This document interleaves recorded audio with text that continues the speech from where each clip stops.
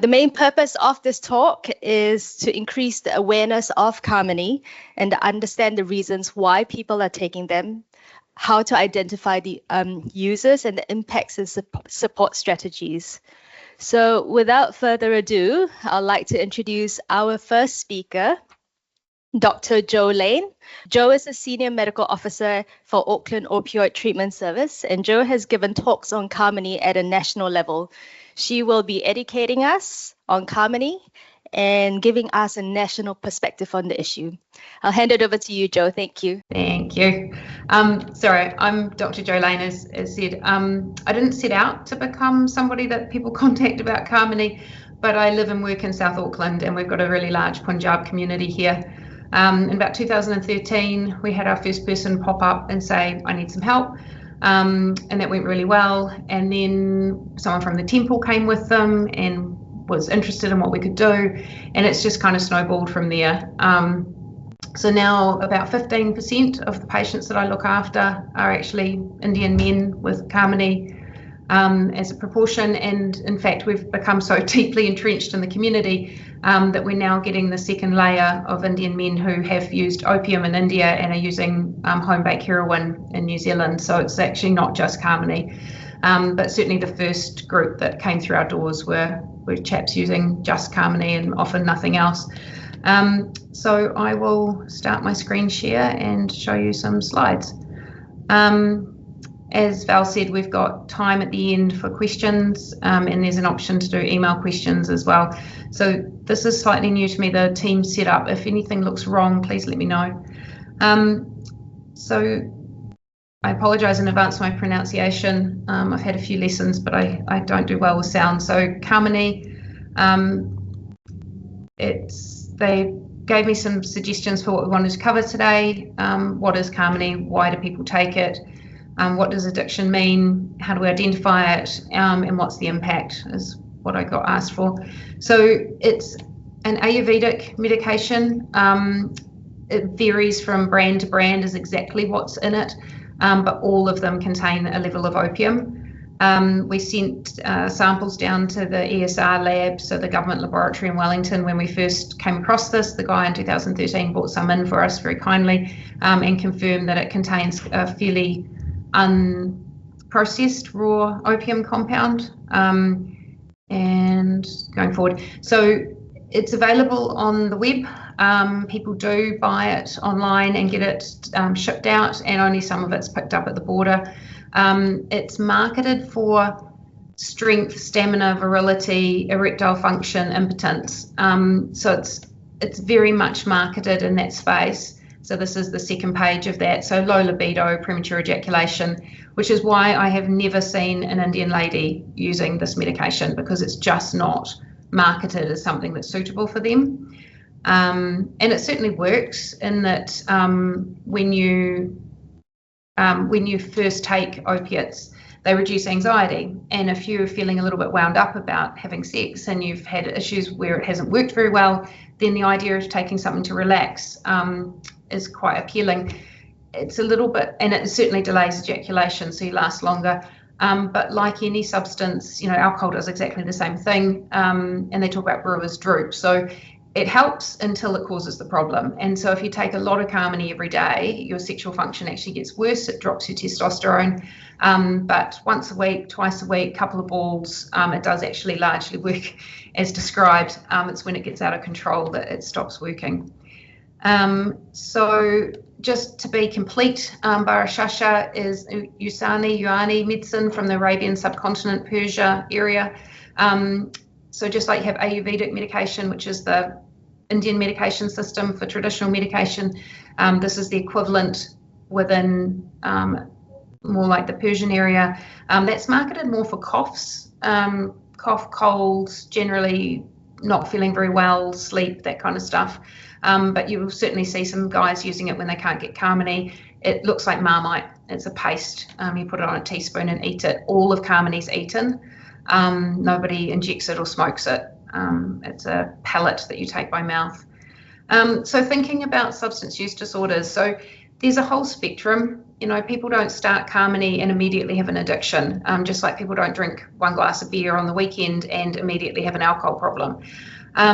So if we're thinking about substance use disorder that's completely out of control and is causing serious harm in someone's life, I couldn't find a better graphic, but this is a useful way to think about it. So it's cravings, thinking about not being able to cut down or stop when you want to, taking more than you meant to. The big one's neglecting other parts of your life. So not managing to go to work, not managing to follow through with what you said you'd do for your partner, even when it's causing problems legally at work and your relationship, continuing to use even though you know that you really shouldn't be, and continuing even when it puts you in danger. So, driving after you've used, that kind of behaviours. And so it all depends where you're sitting as to how big a problem this is for you. Somebody who's using 2 or 3 balls for sex 2 or 3 times a week probably isn't actually out of control and wouldn't meet criteria for substance use disorder. It's still illegal and it's still expensive, but they're not actually at the addiction end of the spectrum. Whereas somebody who's using 15, 20, 30 balls a day, spending $700 or $800 a week, their poor wife at home is saying, where's all our money going? That's when you need some help.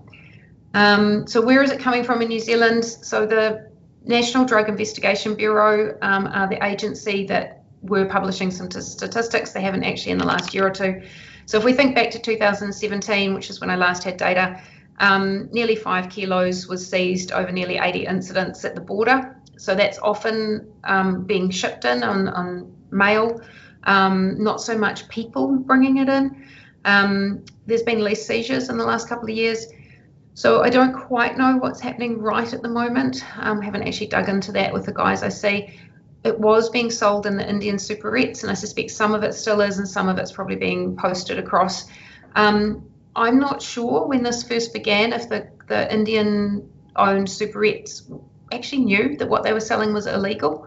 There was a big event in September 2020. It was the first in New Zealand community seizure action on Kamini. So rather than just picking it up in the post or at the border, they actually did a search and seize and charged somebody with dealing and supplying of opium.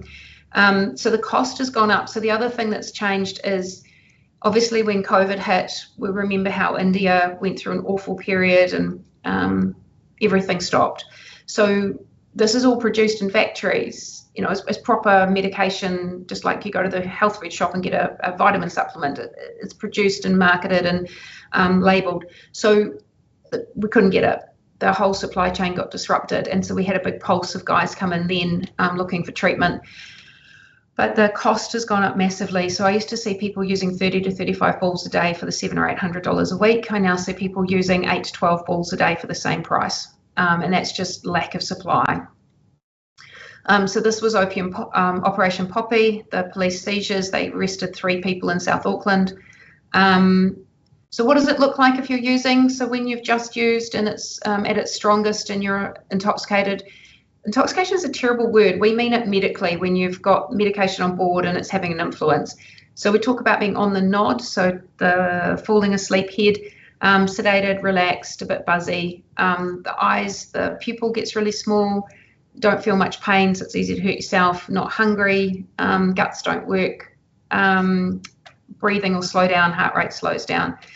So I find it just makes you feel zoned out, sleepy, tired. That's if you use quite a lot and you're not used to it. For the guys who are tolerant and use this all the time, they actually need their 8, 12 balls a day to look and feel normal. If they don't have it, they go into withdrawal. So you wouldn't actually know, speaking to these guys, that they're using anything except maybe the pinpoint pupils, because they've gotten accustomed.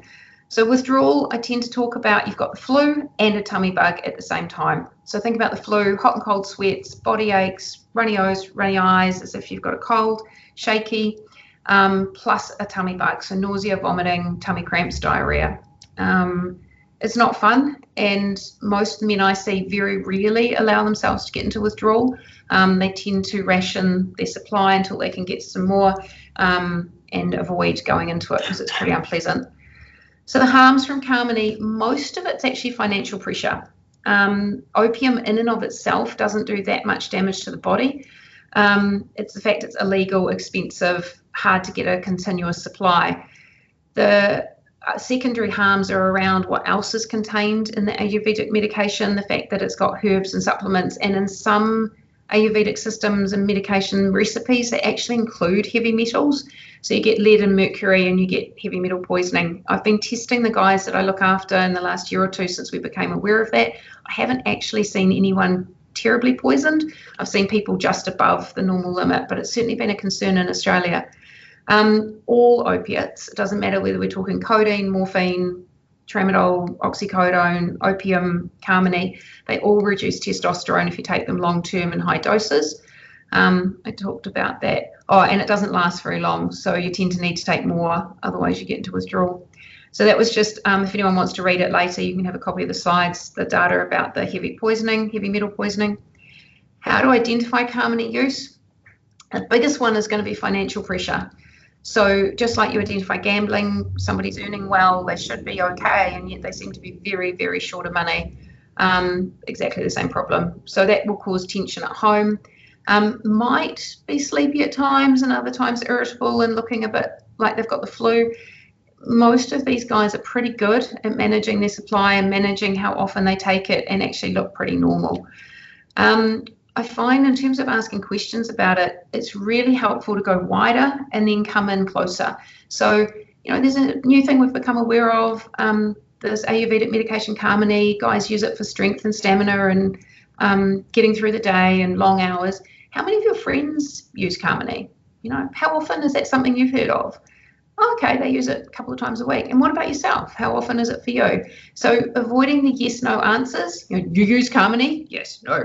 It's quite challenging to have to say yes to something like that. Whereas how often do you use, or how often have you come across it, or how much is it part of your friend's life, is a lot less confronting around having to admit to it. It's like smoking. Do you smoke? Yes, no. Whereas how often do you smoke, or when did you last smoke? I don't smoke, doc. Is much more comfortable. Assuming yes and getting told no is much more comfortable for people. Okay, so opiate substitution treatment, that's kind of Kamini. It's a medication that guys use for sexual function, and also, to be honest, for energy. I'm working 12, 14, 16-hour shifts, which some of these guys do. In and of itself, the opium component isn't that harmful, but it's very short acting. It's on, off, on, off. The other stuff in it and the cost. So we get into what we do about it. So opiate substitution treatment in New Zealand is available and funded because it improves the health of the people who take it by preventing and reducing harm. People don't really want to believe that it's a good thing to give people with substance use disorder the same substance in a different form. It's a real head shift, and it's around harm reduction, and it works. And they did this in about the late 90s. They did a study that showed for every dollar spent on a program like ours back then, they saved 12 to the community. So that was hospital admissions, time off work, parenting better, functioning better, other health problems. So that was more injected morphine and things, but it works. So I'm not sure of how well you can see that, my terrible hand drawn. This is short-acting medicine. So it's just showing you that over the course of a day, you have to take this 3 or 4 times. It's constantly coming on, and then it wears off, and then it comes on, then it wears off. When it wears off, you don't feel very well. Agitated, getting a little bit uncomfortable. And when you've just taken it and it's peaking, you might be feeling a little bit tired, a little bit slowed. Your brain doesn't work quite so well. And it's just this constant up and down that people are having to deal with. So opiate substitution treatment is with 2 medications in New Zealand. We have a choice of methadone and buprenorphine. Almost all of my men are on buprenorphine because you can get it in India. And most of them want to go back at some stage, see family, attend weddings. And usually, because it's so far away, you'll go for a month, 2 months, 3 months when you go, or 6 weeks. And we can't supply, we legally cannot supply more than 30 days of controlled drugs to go out of New Zealand. So you need to be able to get a prescription, you need to be able to get your medication while you're in India if you're going to go for more than 4 weeks. So I've had a couple of guys go on methadone and have terrible experiences. It's not prescribed over there, it's not available, it's just not in the country in any quantity at all. And they couldn't get it. and it was awful. Whereas buprenorphine, one of the guys during COVID popped up, he was 74, and for 14 years, this chap had been traveling to India once a year and buying a year's worth of buprenorphine and bringing it back, and running his own program. So buprenorphine's easy to get. You can get it on the black market, you can get it by buying it, you can get it on prescription from the hospitals or the doctors. So yeah, if you can, that's what these guys need to start with. Both methadone and buprenorphine are boring, is how I describe them to patients. You feel normal and the same. So whether you've just taken your dose or whether it's just about to take it, just before or just after, you should be feeling much the same through the whole 24-hour period. We take out all those ups and downs. It's a once-a-day medicine. You take it and don't have to think about it again. My medicine is free, it's legal, it's safer, and it's always available. I don't have to get anxious about finding it or paying for it, and I'm going to feel the same all day. So I can drive a truck, I can teach a high school class, I've got people doing both, I can function, I can be well. That's why we talk about medication-assisted recovery. So I'm not asking you to go without your opiates and without the opium that your body's used to. I'm just asking you to take it in a way that's really, really even.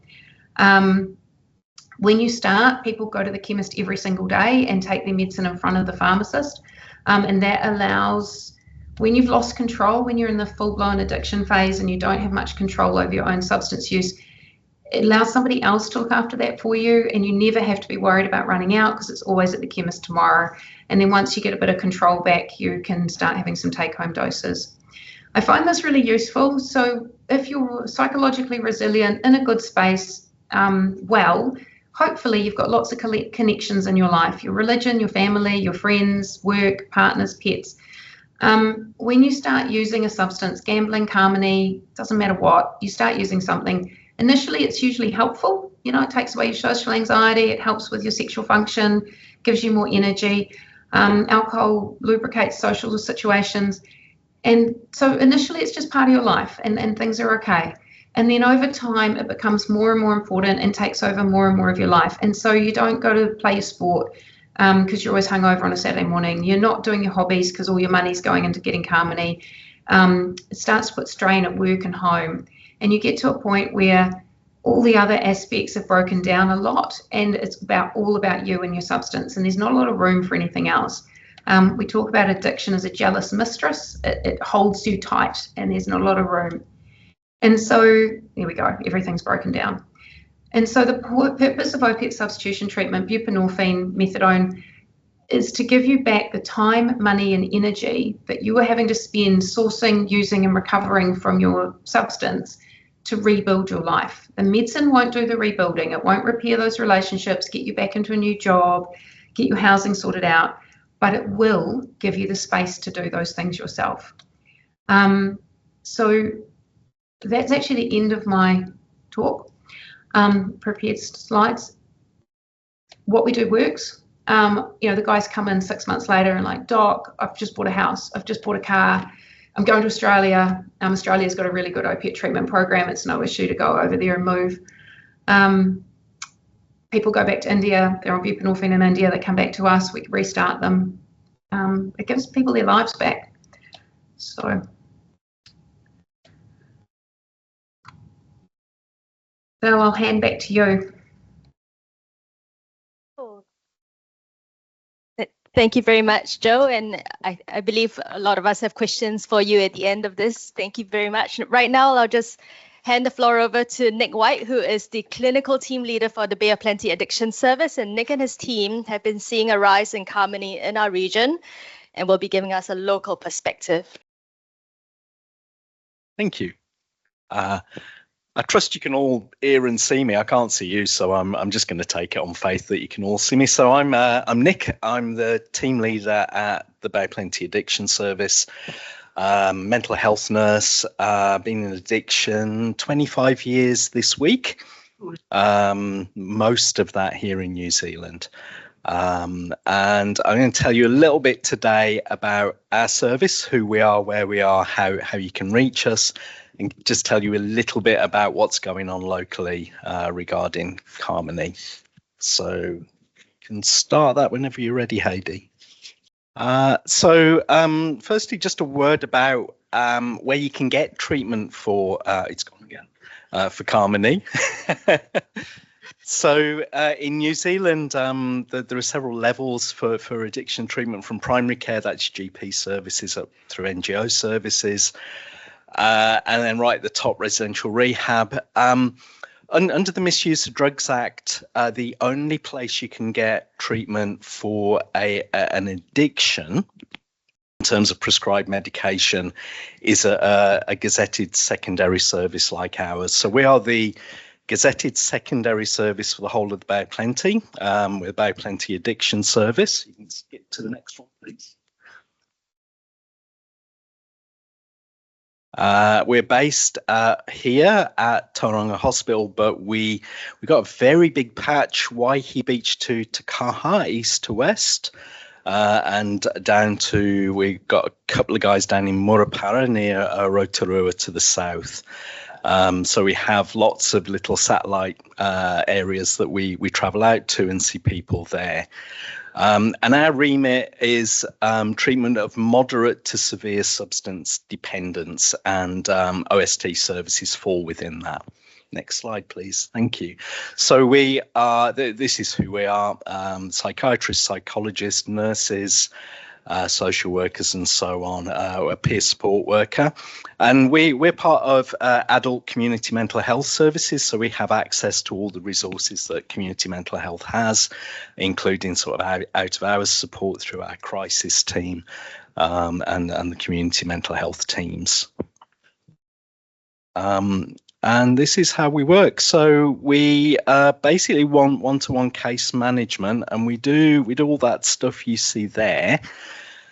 What I'm going to focus on mostly today is the two things in purple. So substance withdrawal support, which is commonly known as detox, and OST services, and Joe's already talked a little bit about OST, so I'll talk a bit about withdrawal support.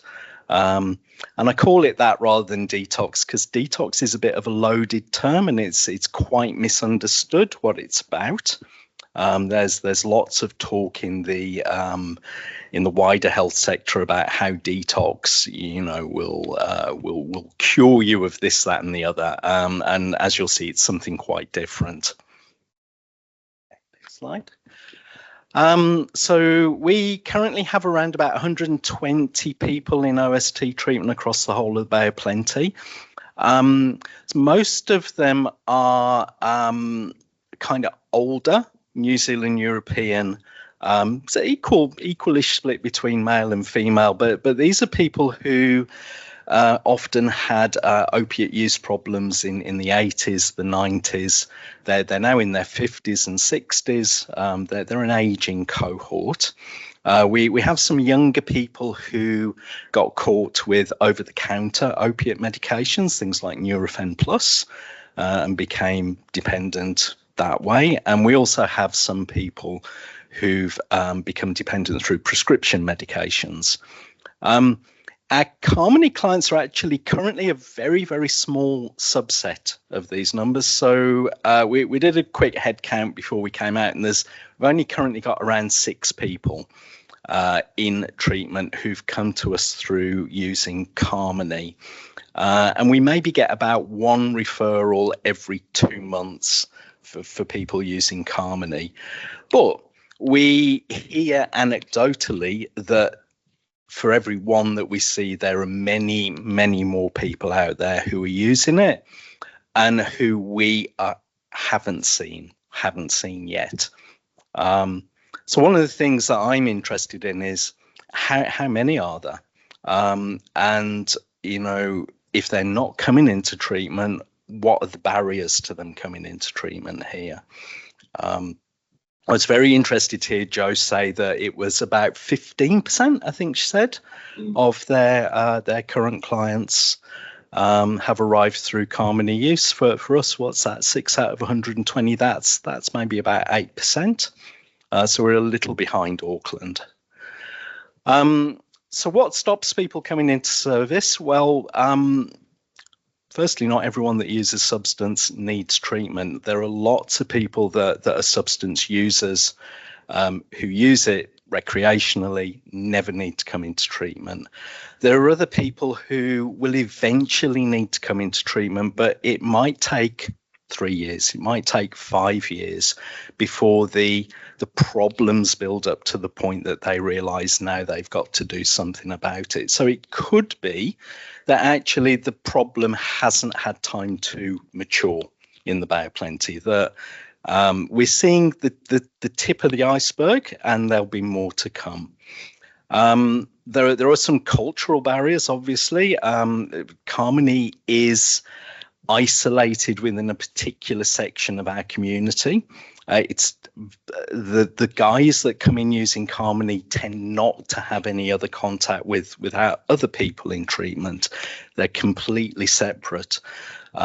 So with that kind of cultural barrier comes that sense of, well, actually, if I need to go and get treatment for this addiction, there's a sense of shame about that. So I'm going to avoid doing that for as long as I can. We know that a lot of our Kamini users are in employment, often in the horticultural industries. And actually committing to OST is quite a big commitment in terms of time and daily visits to the pharmacy initially. So being in work can sometimes be a barrier to coming into treatment. And of course, some people might just have no awareness that treatment exists. They may not know. So that's part of one of the sort of outcomes of this, is hopefully we'll spread that awareness. One of the other barriers is, of course, not everybody is entitled to free medical care in New Zealand. It depends on what type of visa that you have. All I would say about that is there are always options, and short-term treatment that you need to fund yourself might be cheaper than a long-term Kamini habit. So it's still worth coming and talking to us about what the options are. Okay, you can skip that one. So one of the shorter term options would be, instead of coming into OST, to think about supporting through someone reasonably rapidly coming off Kamini.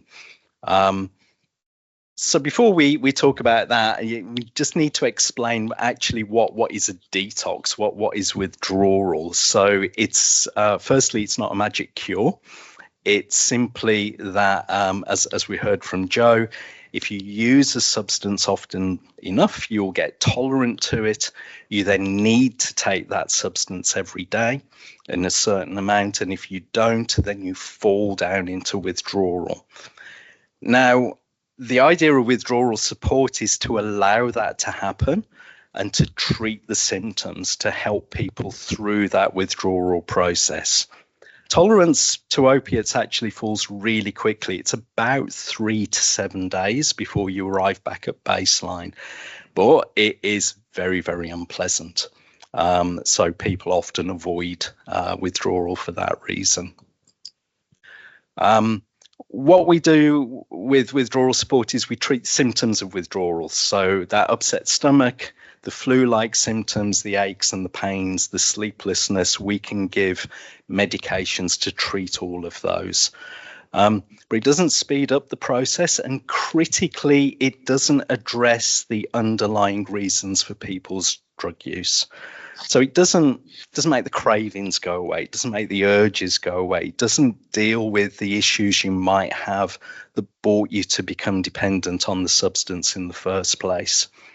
What it does do is reduce your tolerance, and that can put you at risk of an overdose if you then relapse.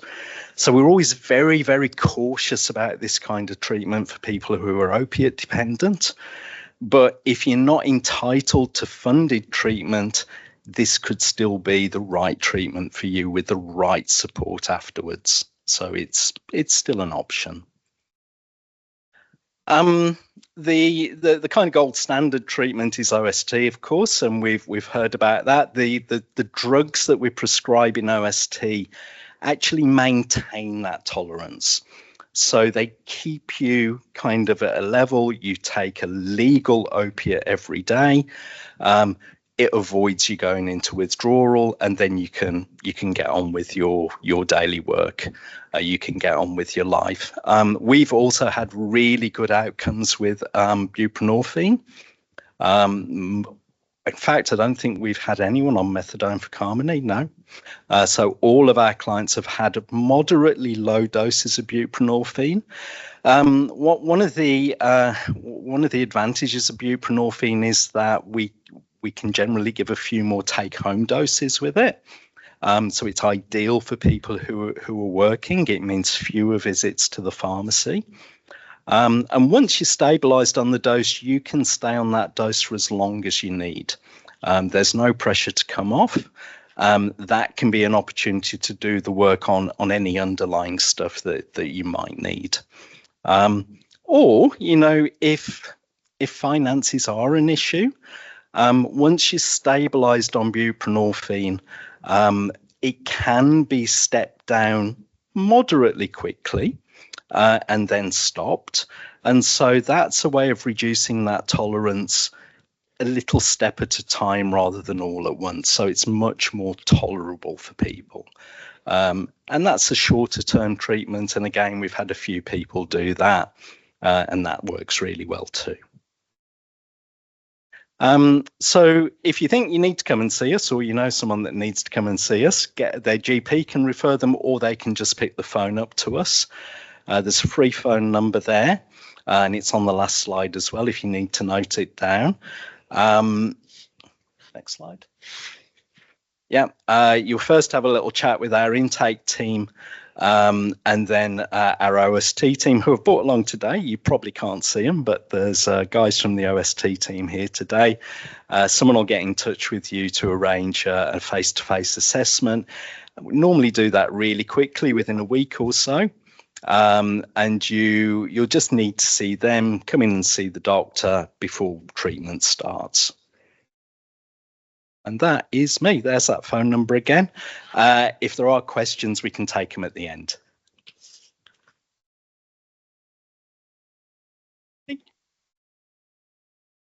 Thank you so much, Nick. Our last speaker of our migrant community, and he has first seen the negative impacts of Kamini firsthand, and he will be educating us on the cultural and community perspective of why people take Kamini and why people don't seek help. And we're from Indian Punjabi sort of community. And I've seen Kamini first or heard about it 15 years ago, and it wasn't very common. Only a few people sort of used it. But even back then, most of the users work in orchards, and because the type of work in the orchards is not a mostly hourly rate; it's more sort of a contract. So more you do, the better the pay is. And in my experience, most of them believe that. By taking Kamini, they don't feel the pain. They can carry on working for long hours because most of them sort of work from sunrise to sunset. It's not like an 8-hour day or 9-hour days. In the summertime, it could be 10, 12 hours. And then over the years, we'll see the truck drivers. They sort of work long hours as well. And courier drivers, they taking it as well. And it's more common nowadays than it was years ago. And there was only few people selling it. And there was a limited supply of it. We try to, contact police and try to make them aware of 10 years ago, give them samples so they can test it. And we had some reports from Canada. We provided that to police and just told them what's in it. And because we suspected that in the future it will become a bigger problem. And I think that's where we are. It's much bigger now, and it's widely available. And sort of now it's having more effect on the families. But as the previous sort of speakers said, that once they moved on from taking 1 or 2 tablets to 10, 15, 20 tablets, and there's about $600-700 a week. And when the money stops coming, and that's when the family notices it, and they always deny it, then that's when the argument starts, and there's a pressure on the person to stop taking them. And if he's even reducing the amount he's taking, then he's not happy. And that's when we'll see domestic violence comes in, and it had an effect on the children as well. And I sort of, I know personally 2 examples. One was about a 25 years old young man. He sort of started taking Kamini, and then started slowly. He can manage to hide his addiction. And then most of the drug is actually supplied by local shops and their own viable community. And so they will, if you don't have the money, they will give it to you. And once you start sort of building that debt, so they say, for example, $1,000, then we'll say, okay, no, you have to pay the money up first before they carry on. So in that particular example, one stage had gone to about $9,000. That's when the parents knew about it.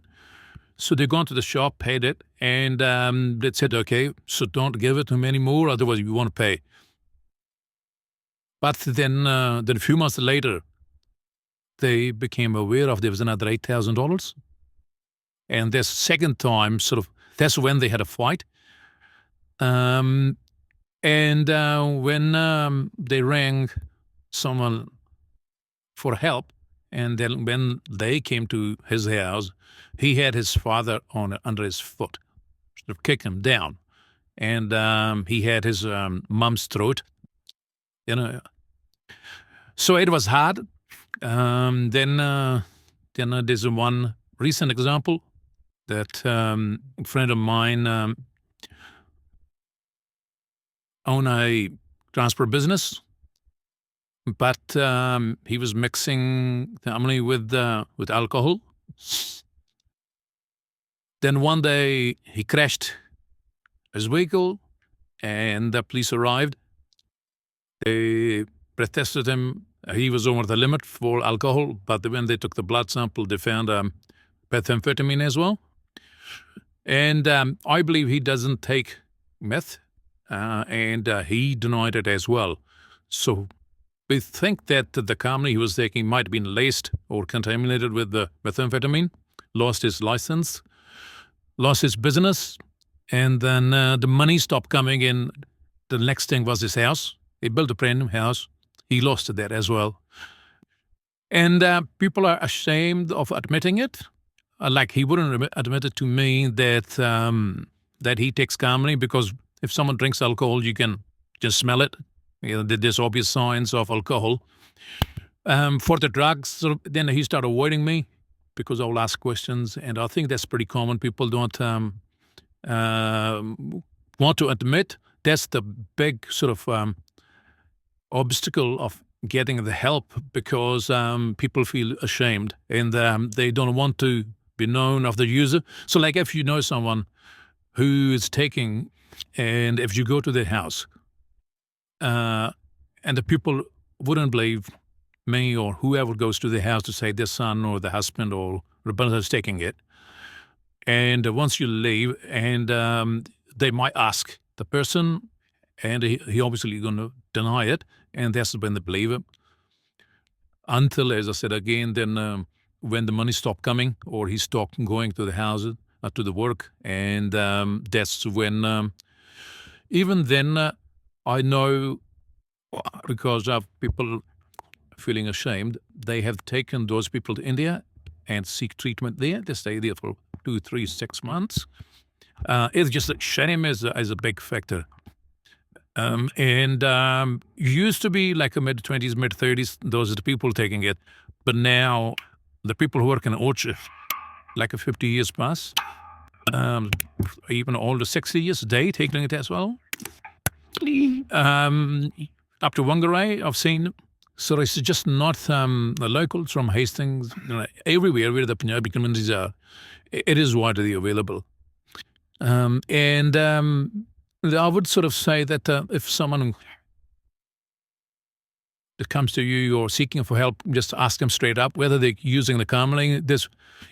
Just don't sort of assume to be offending them, because I believe that if you ask them straight up, the first they will be surprised that you know it, that you are aware of the Kamini, and then there's more likelihood that he will open up and admit it to it.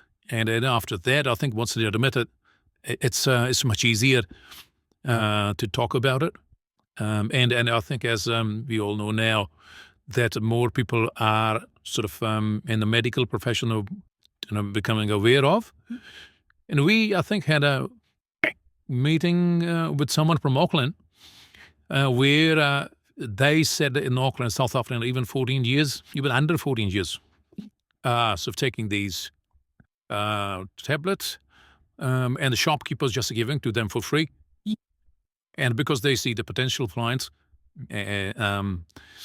so it is out there, and just we need to do something about it. And also, I think we are now seeing that what I believe where the Kamini was 15 years ago, that's where opium is today. You will see in 10, 15 years' time that we will be talking about not Kamini but opium and the methamphetamine as well. But in our, I think, community, opium will be the next big thing. And if we don't do anything about now, then you will see more of gang types that are getting involved in it because of opium, as there's more money in it compared to what it is in the Kamini. And I think, yeah, we need to do something about it. Right? Okay, thank you very much.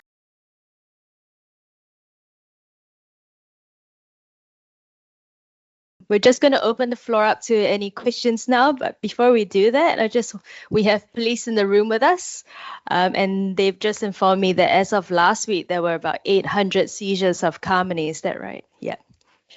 Does anybody have any questions? Jen, I have Plenty Addiction Service. Please give a ballpark cost for unfunded patients to have initial consultations and RX transitioning to buprenorphine. What would be what would they be expecting to pay until established on a buprenorphine? Sorry, I don't know how to say that word. How do you We tend to just refer to it as bupe. It's a lot easier. Can I pass this over to you, Nick? Yeah, look, the short answer is I don't know what the up-to-date figures are. We last provided treatment for someone that was self-funding about 3 years ago, who was a Scandinavian national, and from memory, they were paying, I think it was about $500 per doctor visit, obviously a lot less to see us nurses, but there are also dispensing costs. What I can do is find out what the up-to-date figures are and get them to Heidi, and she can send that out with the presentation. I don't have numbers. I've just queried my community pharmacy team for the same thing. But what I do know is we haven't talked about it because it's not easily available in New Zealand, but there's a long-acted injectable buprenorphine coming. And it's a once-a-month injection, but like the contraceptive injection for ladies, and it's the same medicine, but it lasts all month, and you don't need to go to the chemist. And that is for self-funding, because it's not currently funded by Pharmac at all.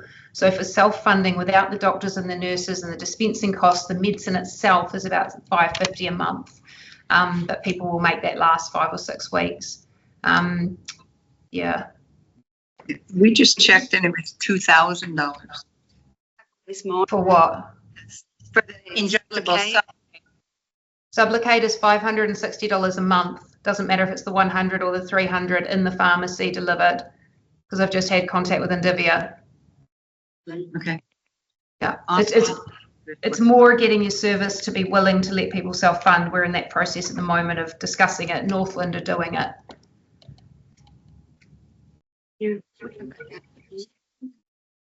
Oh, thanks, Joe.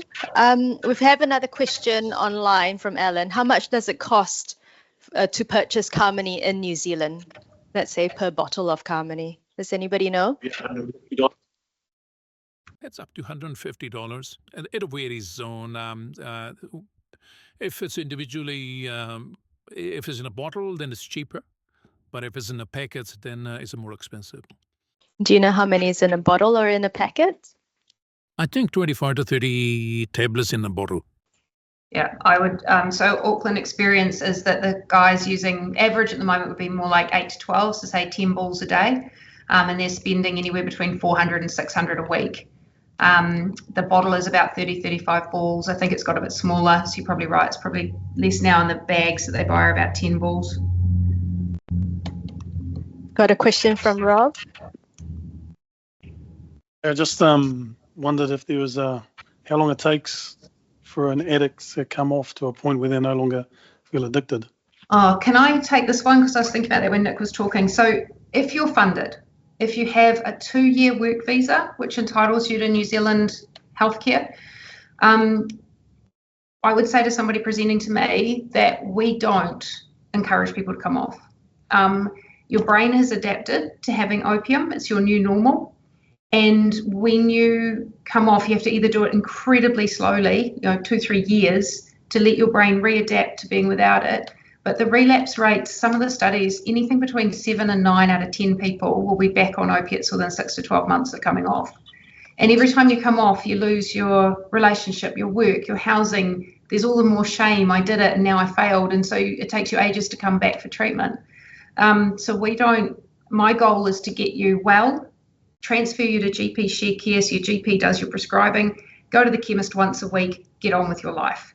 And maybe when you're ready and things are really good, you might come off a little bit every year and maybe you'll get down and off. But we'd only be doing the rapid withdrawal or the 6-month withdrawal process if someone couldn't afford it. Thanks, Joe. Does anybody else have any other questions?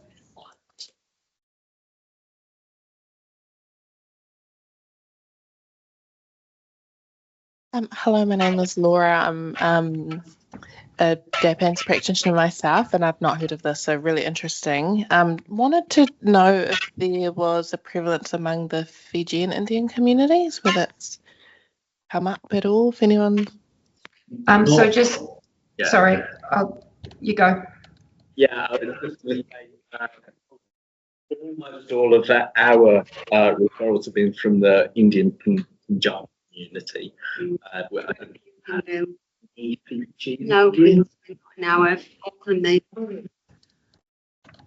So we did 11 admissions for Kamini and Homebake last year out of 22. So half my admissions last year were Indian men. All of them are Punjab. The Punjab region sits between Kazakhstan and Uzbekistan. It's the trade route for the opium that's growing up there. And it's just like we'd have a wine on a Sunday night. It's socially quite normal to have a bit of opium. You might smoke it or eat it in a recreational situation every week or 2 or 3. And so, it's got that background normality that changes, whereas Fiji doesn't have opium growing there. I was thinking about a question. We've got do you have insight into how we can make it more comfortable to talk about Kamini use? I work with a lot of families from Punjab, many working long hours in orchards. Yeah, I was reading that question. That's, I think, it's going to be a hard one because people don't want to admit that they're using Kamini. I think the only way is if you know someone is using it, just confront him. And once you start talking to them, I think then after that, they probably sort of admitted that they are taking it, and they're more easy for them to seek help. Just talking about them, I think. You just can't beat around the bush. You just have to confront them. We had quite good, sorry, 2 seconds. We had quite good success at the beginning. So one of the first guys who came through, one of the guys from the temple came as his support, was horrified by what he was hearing, put together a little article and put it out in the community language newsletter through the temple, I think, about Kamini, the harms it was causing, and that we were available to help with treatment. And then now we've got traction in the community. So, I mean, most of your mates know what you're using because they're all using it too, right? And so when one comes in and has a really successful experience and is doing really well, then they bring the next one and bring the next one. So that helps too. Thank you. So I was the one to ask the question. I hope the sound is coming through okay.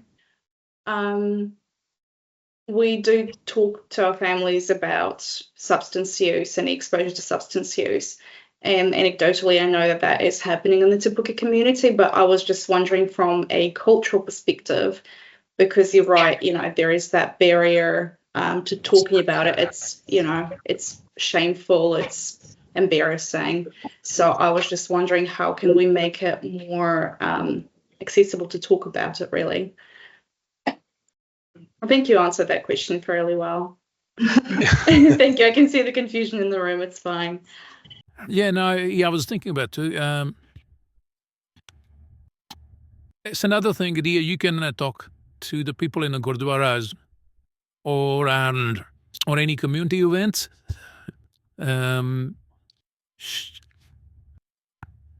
But convincing people that this is something which is in our community, I think is the first step. Yeah, because even people who can make things happen, they don't want to talk about it. Like my personal experience here in Tauranga, is that until it's in their houses, they just don't want to get involved. So how you approach them?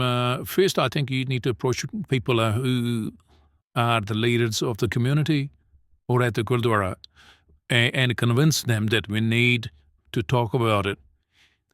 And then until or unless they are convinced that this is something that people want to hear about, they're not going to talk about it at the Gurdwaras. And I said again, it's a like even in my personal sort of point of view, they all sort of say that, yeah, we need to do something about it. Then when I say, okay, let's go out in the public, then they don't want to get involved. You see, I always scratch my head, and same question comes to my head too, that how we can approach the community. And always I think is that like any other problem, you have to face head on, we have to talk about it. Because until you talk about it, then there are people who want help and they don't know where to seek help from. And you just have to go out. It's going to take time just to go out and say, oh, this is the problem in the community. I think that's the only thing I can think of. Thank you. That's really helpful. I think we might have a question for you, Nick, from Bella from the PHO. How can GPs best approach patients in the community regarding Kamini? Is there anything else they can offer apart from OST referral? Yeah, good question. Because obviously, one thing GPs can't do when they know they're dealing with Kamini dependence is start to prescribe to that person. And often when GPs are with their patients, there's a pressure on the GP to come out of that consult with a script of some kind. I would say, look, the most straightforward thing to do is to connect that patient with us.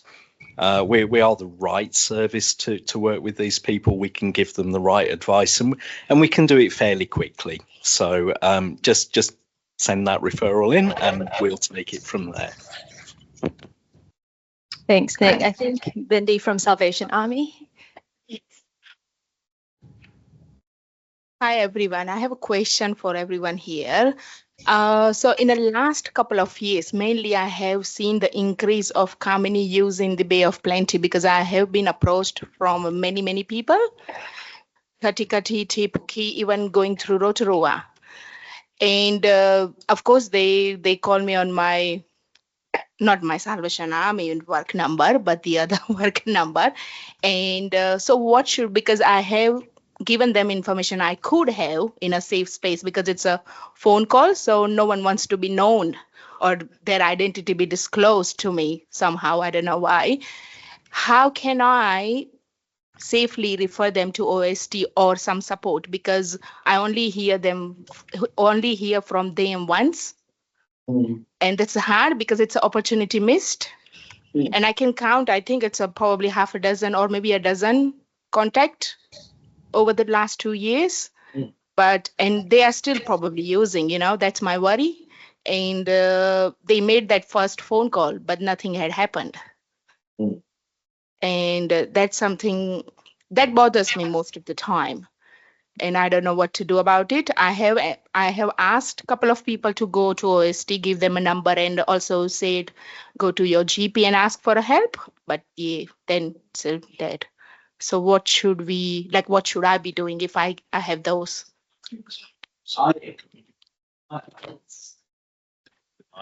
Yeah.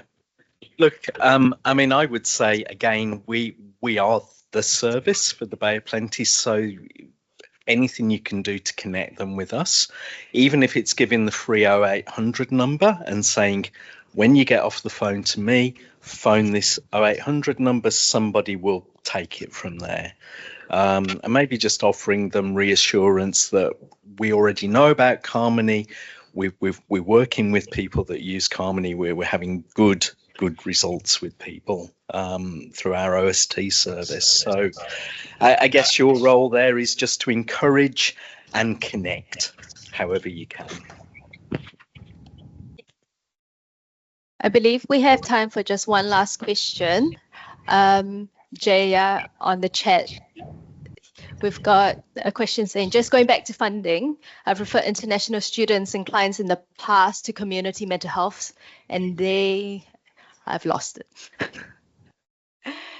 And they have been able to use their parents' wives' work visa to assess funded support. Is this something that you've had in the past from the addiction service perspective, Nick or Joe? Joe, do you want to go first?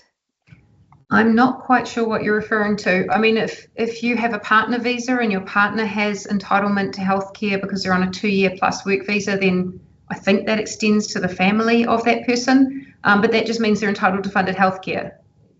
You know what I mean? You're either entitled or you're not, and there's a bunch of criteria. And it used to be 3-year work visa, and then they brought it down to 2. Nick, do you want to just put the 0800 number up or tell it to me and I'll put it in the chat because I don't have it to hand.